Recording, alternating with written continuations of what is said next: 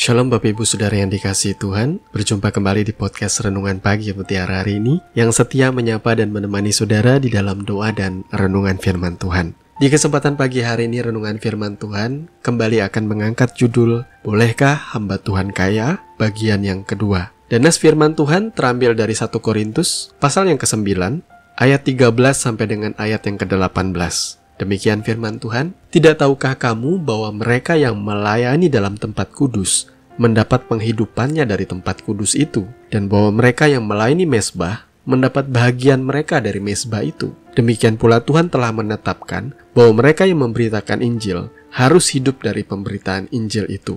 Tetapi aku tidak pernah mempergunakan satu pun dari hak-hak itu. Aku tidak menulis semuanya ini supaya aku pun diperlakukan juga demikian. Sebab aku lebih suka mati daripada sungguh kemegahanku tidak dapat ditiadakan siapapun juga. Karena jika aku memberitakan Injil, aku tidak mempunyai alasan untuk memegahkan diri. Sebab itu adalah keharusan bagiku. Celakalah aku jika aku tidak memberitakan Injil. Kalau andai kata aku melakukannya menurut kehendakku sendiri, memang aku berhak menerima upah. Tetapi karena aku melakukannya bukan menurut kehendakku sendiri, pemberitaan itu adalah tugas penyelenggaraan yang ditanggungkan kepadaku. Kalau demikian, apakah upahku? Upahku ialah ini, bahwa aku boleh memberitakan Injil tanpa upah, dan bahwa aku tidak mempergunakan hakku sebagai pemberita Injil.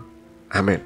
Bapak Ibu Saudara yang dikasihi Tuhan, pada bagian yang pertama kemarin kita sudah membahas hak yang diterima oleh seorang pemberita Injil berdasarkan hukum Musa yang berkata, "Janganlah engkau memberangus mulut lembu yang sedang mengirik." Bagaimana Tuhan juga menjamin penghidupan dari para imam-imam yang melayani di tempat kudus, bahwa mereka berhak untuk mendapat bagian mereka. Sehingga sah-sah saja apabila ada pendeta yang kemudian digaji, karena memang sudah sepatutnya mereka menerima gaji di dalam pelayanan mereka, memberitakan kabar baik, menuntun orang ke dalam jalan keselamatan, dan mengajari orang di dalam setiap perbuatan-perbuatan benar. Saya ada membaca berita di salah satu media online, ada muncul petisi daring menuntut keuangan gereja-gereja besar di Indonesia itu diaudit. Pembuatnya adalah seorang pelajar kelas 2 SMA. Ia menuding gereja tempatnya beribadah mendapatkan persembahan dan persepuluhan, tetapi bukan digunakan untuk membangun gereja, melainkan masuk ke dalam kantong pribadi sang pendeta. Buat beli mobil, buat kekayaan, pokoknya buat segala macam kemewahan. Sebenarnya kisah anak muda ini tuh bukan suatu hal yang baru ya. Kalau kita bicara soal korupsi di gereja, hal ini sebenarnya banyak kali menjadi obrolan jemaat. Tapi terkadang orang masih sungkan-sungkan membicarakannya lantaran dianggap menyentuh kesakralan agama. Sekali lagi para rohaniwan, ingatlah bahwa jemaat saudara semakin hari itu semakin cerdas. Sebagaimana Tuhan Yesus berkata, "Dari buahnya lah kamu akan mengenal mereka." Gaya hidup saudara, teladan hidup, itu bisa kelihatan oleh orang. Bahkan berita Injil yang saudara sampaikan setiap pekan itu akan menggambarkan apa yang paling diprioritaskan oleh gereja itu. Sayangnya kita harus mengakui 80-90% gereja-gereja besar memberitakan firman mengenai kemakmuran, mengenai uang, mengenai diberkati berlimpah-limpah. Mimbar gereja selalu diwarnai oleh kesaksian-kesaksian orang-orang yang mengalami terobosan keuangan, yang menjadi sukses, kaya. Tidak sedikit pengusaha yang bersaksi, yang menceritakan bagaimana mereka diambang kebangkrutan, tetapi kemudian mereka membayar harga yang mahal, mereka menabur habis-habisan, sehingga mereka diberkati berlimpah-limpah.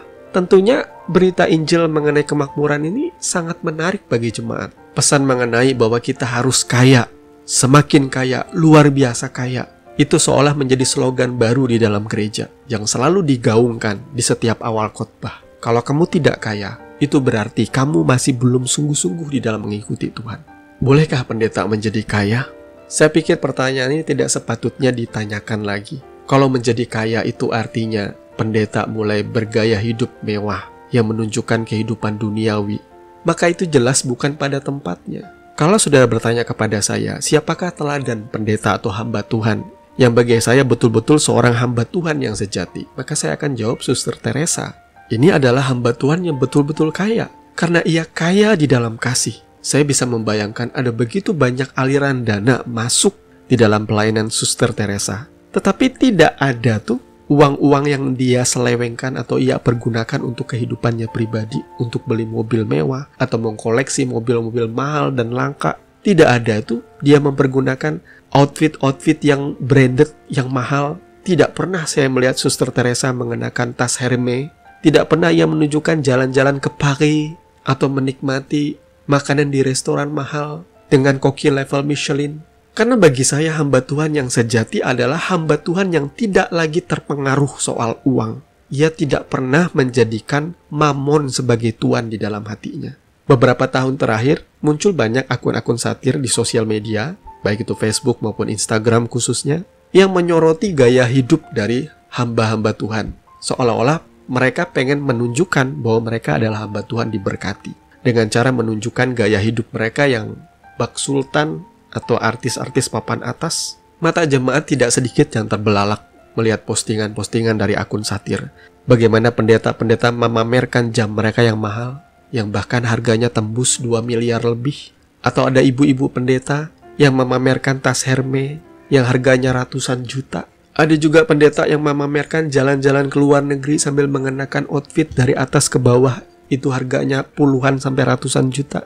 Terus terang saya percaya ada banyak hati jemaat Tuhan yang miris dan kecewa melihat hal yang seperti ini. Kenapa pendeta mempertontonkan teladan hidup yang seolah hedonis, keduniawian? Ketika para pendeta mau meniru YouTuber kaya, entrepreneur dan selebriti, menurut saya kalau saudara serupa dengan mereka, itu sama dengan tidak ada terobosan, tidak ada hal yang baru. Saudara serupa dengan dunia ini. Kemudian ada beberapa gembala gereja besar yang akhirnya memberikan klarifikasi. Mereka berkata bahwa kadang kita sulit menolak kalau ada jemaat yang mau berterima kasih dengan cara membelikan barang. Saya pernah khotbah lalu diberi uang 30 juta. Saya belikan iPad Pro. Nanti ada yang bilang pendeta gaya amat beli iPad mahal. Padahal bukan uang kita katanya. Itu uang dikasih orang.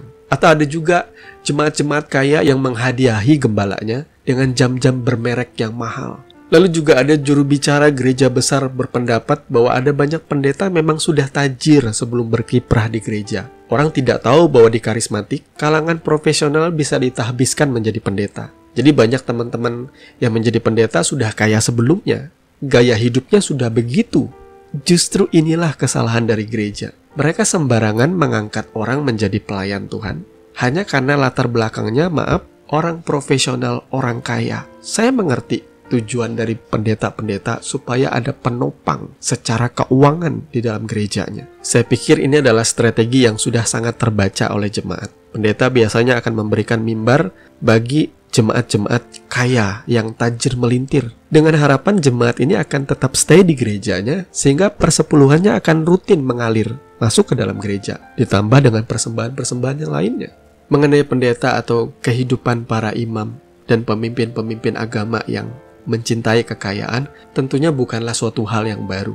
Di zaman Tuhan Yesus aja, Tuhan Yesus sangat mengacam ajaran-ajaran yang disampaikan oleh imam-imam kepala dan orang-orang Farisi yang sangat money oriented atau fokusnya cuma soal uang dan persembahan.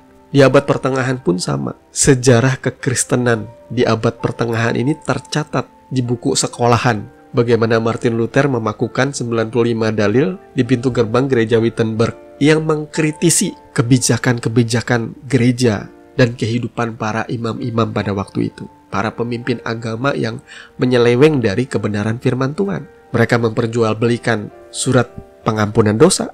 Kemudian juga mereka memiliki gaya hidup yang tajir, layaknya pangeran dan raja-raja. Mereka suka berpesta pora. Ini adalah fakta yang dicatat oleh sejarah. Jadi kalau sejarah ini kembali berulang di era milenial, bagaimana para imam, pemimpin-pemimpin agama, termasuk di dalamnya pastor dan pendeta, menggaungkan soal berita Injil kemakmuran, kita hanya bisa berdoa bersama-sama, saudara, agar kita menjaga diri kita, berjalanlah sesuai dengan kebenaran. Hormati pemimpin agama, saudara. Teladani yang benar ketika mereka mengikuti Yesus dengan sungguh-sungguh. Tetapi ketika ada yang menyimpang, jangan ikuti, supaya saudara jangan jatuh di lubang yang sama. Tuhan memberkati firman-Nya, mari kita berdoa. Bapa, di dalam nama Tuhan Yesus, terima kasih untuk pagi hari ini Kau sudah berbicara di dalam kehidupan kami, menegur dan mengajarkan kami kebenaran. Kami menyerahkan hidup kami hari-hari ini Tuhan, agar kami diluputkan dari segala kecelakaan maut, dari mara bahaya malapetaka. Kami percaya tangan Tuhan memagari kehidupan kami. Biarlah kami boleh fokus untuk mengasihi Tuhan dengan segenap hati, kekuatan, segenap karya, daya, upaya kami. Kami persembahkan untuk melayani Tuhan. Terima kasih Bapa. Di dalam nama Tuhan Yesus kami berdoa. Amin. Bapak Ibu Saudara yang dikasihi Tuhan, kami percaya kebenaran firman boleh menjadi dasar dan kekuatan di dalam setiap kehidupan kita. Sampai bertemu lagi di podcast Renungan Pagi Mutiara hari ini yang berikutnya. Kasih karunia menyertai saudara sekalian. Shalom.